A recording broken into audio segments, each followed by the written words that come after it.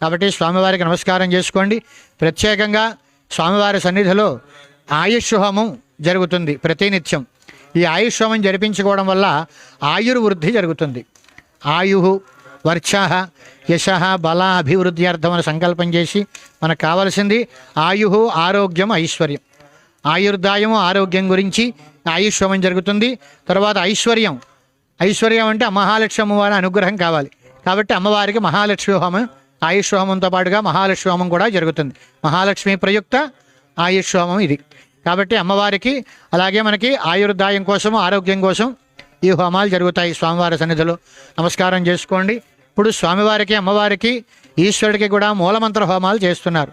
ఈ మూలమంత్ర హోమాలు అయిన తర్వాత ఆయుష్ హోమం ప్రారంభమవుతుంది.